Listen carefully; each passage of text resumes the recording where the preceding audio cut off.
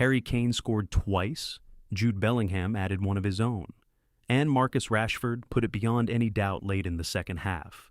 England beat Croatia 4-2 in one of the most genuinely entertaining World Cup openers in recent memory. A real throwback to that 2018 semi-final when these same two sides met in Russia, a game English fans still replay in their heads with that particular mixture of pride and heartbreak that only football can produce. 4 brilliant goals, a crowd completely alive, a match that delivered everything a World Cup opener is supposed to deliver, and the moment that dominated the conversation the morning after had nothing to do with any of those 4 goals. It was the booing. At AT&T Stadium in Dallas, 22 minutes into the first half, the match stopped. Players drifted to the sidelines, coaches jogged onto the field with clipboards and fresh instructions. And the crowd, a stadium packed with England and Croatia supporters who had waited years for this exact tournament, who had spent serious money to be there, who had planned their entire summer around that specific night, responded with a wave of booing loud enough to be picked up cleanly by every broadcast microphone in the building. FIFA's mandatory hydration break had arrived, and the fans, for the first time this visibly at this tournament, told FIFA exactly what they thought of it. Here is where it gets pointed enough to actually matter. A T&T Stadium in Dallas has a retractable roof. On that night, the roof was closed. The air conditioning was running. The stated justification for these mandatory breaks, extreme heat risk to the players, did not apply inside that building on that evening, and the fans noticed immediately. One supporter's reaction, shared widely across social media within minutes of the stoppage, captured the mood in the stadium perfectly. Roof closed, air conditioning on. So why are we stopping for a hydration break? I hate this American World Cup. That sentence is worth sitting with for a moment. Because it is not really about water. It is about something this tournament has been promising and repeatedly failing to deliver ever since the day it was awarded. And to understand why the frustration in that stadium runs so deep, you have to go back to the beginning of the promise. Because the gap between what FIFA said this World Cup would be and what fans are actually experiencing on the ground has quietly become the defining story of the tournament's opening week. When FIFA confirmed that the World Cup was returning to North America, the language used by football's governing body was not what you would call modest. This was going to be the largest World Cup in human history. 48 teams instead of 32. 104 matches instead of 64. 6 billion projected viewers worldwide. A 20% increase over Qatar. $11 billion in revenue. And not just the biggest World Cup. In the exact words repeated across FIFA's own official promotional materials, and in variations used by Gianni Infantino himself at press conference after press conference over the past several years, this was going to be the greatest World Cup ever staged. The best, the most accessible, the most spectacular, the most historic, the one that would define the sport for the next generation. 1 week in, the stories fans are actually talking about are the ones FIFA did not script. And to understand them properly, you need to look at them individually, because each one is about something specific. But together, they are telling a single consistent story about how this tournament has been managed and for whose benefit. Start with the hydration breaks, because the controversy there is more layered than it first appears. The breaks were introduced with what FIFA presented as a genuine, defensible scientific rationale. Researchers at Queen's University Belfast had warned FIFA more than a year before the tournament opened that wet bulb globe temperature readings at several of the American host cities were projected to exceed even the conditions that caused Qatar to move its World Cup to winter in the first place. That is a real concern. Heat exhaustion in professional athletes is a serious medical risk. Nobody credible is arguing that player safety should be ignored. The science behind the warning was real, and FIFA was right to take it seriously. But here is where the story gets genuinely complicated, and where fan anger finds a foundation beyond simple impatience with a pause in play. Ian Wright, who spent decades as both a professional player and a broadcaster, who understands the rhythms of football at the highest level, as well as almost anyone in the game, said it plainly while covering the tournament for broadcast. He called the breaks another way of getting advertisements into the game, built specifically for the American market. He said FIFA had used player welfare as the public justification, but that What the breaks actually function as, regardless of the stated intention, is commercial inventory. A 3-minute window, twice per match, inserted into the flow of every single game at this World Cup. Whether or not you accept that as the complete explanation, the optics are genuinely difficult to argue with. FIFA's broadcast partners in the United States are filling those 3-minute windows with advertising. The breaks divide every single match at this tournament into 4 distinct segments rather than 2 halves, a structural change to the basic shape of the game of football. And this structural change has been introduced at the same World Cup that, for the first time in the tournament's 96-year history, will also feature a full entertainment halftime show at the final. 2 changes to the fabric of how the game is presented, both moving in the same direction, both creating additional commercial space built directly into the matches themselves. It is worth being fair about the variation in how different broadcasters have handled those windows. In the United Kingdom, the BBC carries no advertising at all and continued showing live pictures from the stadium throughout every stoppage. ITV, the other major British broadcaster, held internal talks with potential advertisers about selling space during the breaks and ultimately decided against it. That is not nothing. Some broadcasters have chosen restraint, but the structural decision belongs to FIFA, and the temptation it created was real enough that a major British broadcaster had to have a deliberate internal debate about whether to resist it. Fox Sports in the United States made no such decision toward restraint. Full-screen commercial breaks filled those 3-minute windows from the opening match, and the backlash from American fans who watched online was immediate and direct. The phrase being used most often was not diplomatic. Fans called it absolute nonsense. They called it a disgrace. They called it the NFLification of football. And then there is the specific absurdity of applying that policy identically inside a closed air-conditioned dome in Dallas. The mandatory breaks are applied uniformly across every match at this tournament, regardless of weather conditions, regardless of venue, regardless of whether the temperature inside the stadium actually poses any threat to anyone on the field.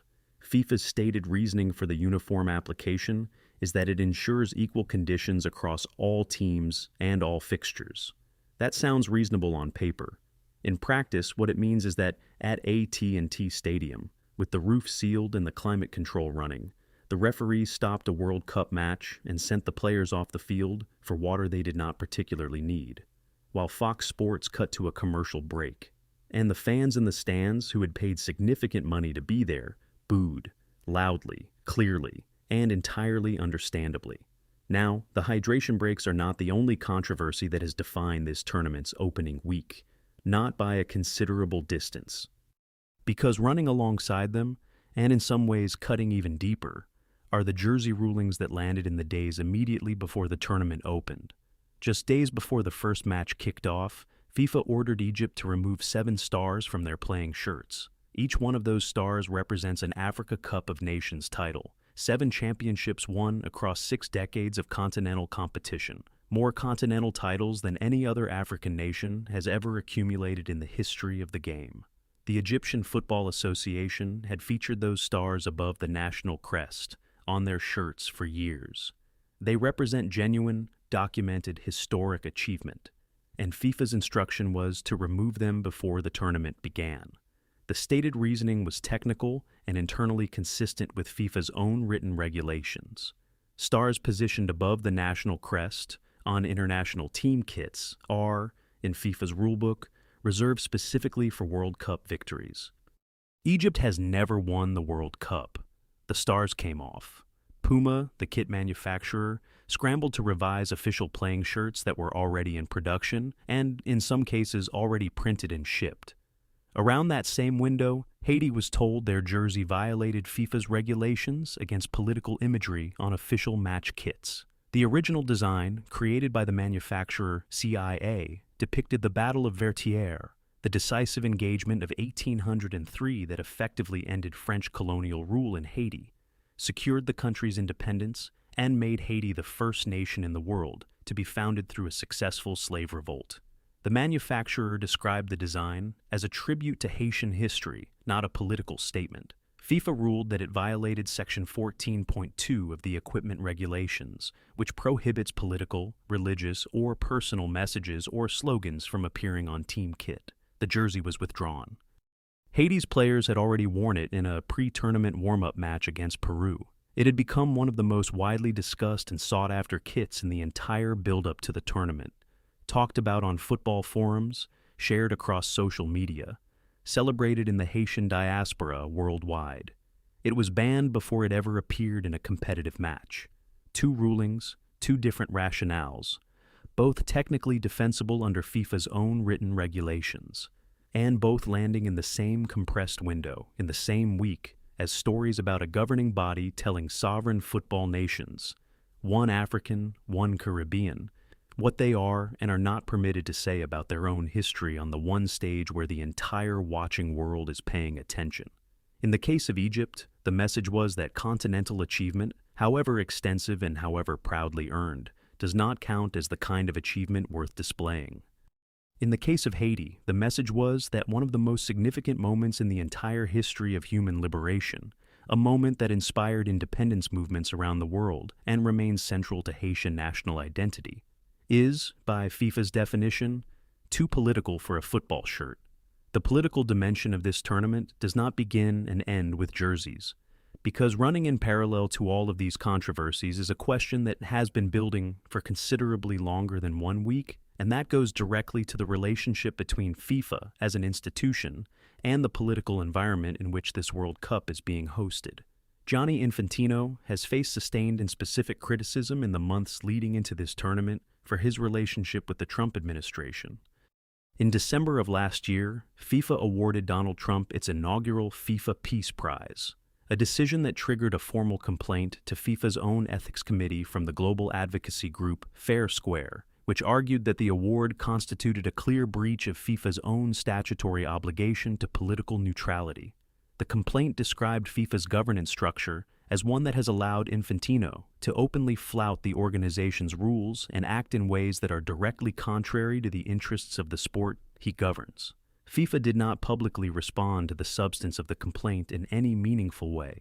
Infantino's relationship with the current American administration has created what critics describe as a structural problem for a tournament whose host country's immigration policies have already directly interfered with the competition itself. A Somali referee, Omar Abdulkader Artan, was denied entry to the United States and missed the World Cup as a result. A man who would have become the first Somali official ever to referee at a World Cup. Iran's national team was told that Washington would not host the Iranian squad during the tournament, and the team has been based in Mexico, commuting across the border for each of their matches. Citizens of Iran and Haiti have faced restrictions that have prevented them from attending matches as fans and supporting their national teams in the country where the games are being played. FIFA's official position has been that it is not involved in host country immigration processes.